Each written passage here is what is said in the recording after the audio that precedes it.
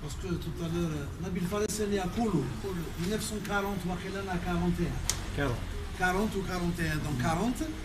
Mais il est d'une famille d'Akbou. C'est une famille d'Akbou qui sont, oui, je ne sais pas.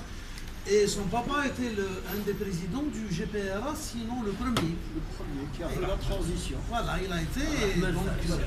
C'est le fils d'Abraham Fares. C'est son fils. Et je me rappelle, moi, dans mon enfance, à Bougie, le procureur de la cour, peut-être, je ne sais pas s'il y avait la cour, juste le tribunal, le procureur c'était un Fares.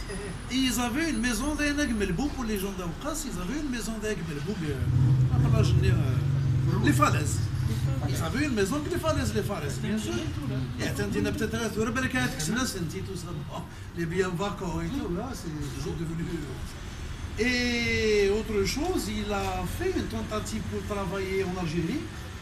Il a enseigné un petit peu à l'université d'Alger, mais il n'est pas resté longtemps devant la bureaucratie de l'université algérienne et toutes les entraves qu'on met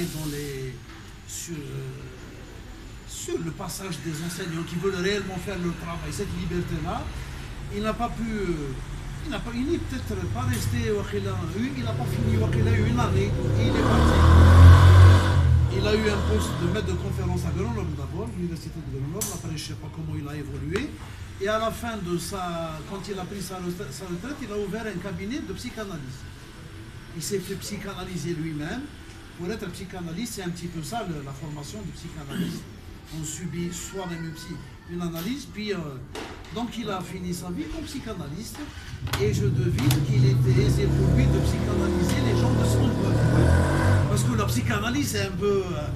on travaille beaucoup sur la culture, la psychologie de l'individu, et il comprenait mieux ces sujets kabyles, par exemple, qu'un psychanalyste parisien ou Freud dans lui-même. Donc voilà, on a fait un peu le tour. C'est vrai qu'il a une écriture hyper compliqué, mais c'est un petit peu, pour lui, c'est à la dimension un peu de la complexité de l'être humain. C'est pas un être humain, ça se raconte pas d'une manière. La dernière fois, j'ai trouvé aussi sur internet un texte une étude un peu sur le personnage de Nabil Fares. J'ai trouvé que c'était intéressant dans le sens où il dit que l'histoire, elle est faite par les individus. À la différence des marxistes qui disent que l'histoire c'est fait par les peuples, quoi. Lui, il te dit non, c'est la somme des petites histoires de chacun de nous tous qui fait l'histoire de l'humanité. Et je trouve que c'est une belle...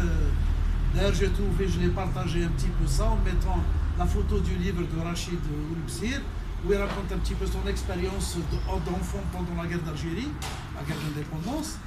Et ce témoignage-là nous apporte un éclairage un peu original et sincère, vrai. Et personnellement, ça m'apporte quelque chose, ça me permet de comprendre un peu mieux la guerre d'Algérie que sans avoir lu ce livre en quelque sorte.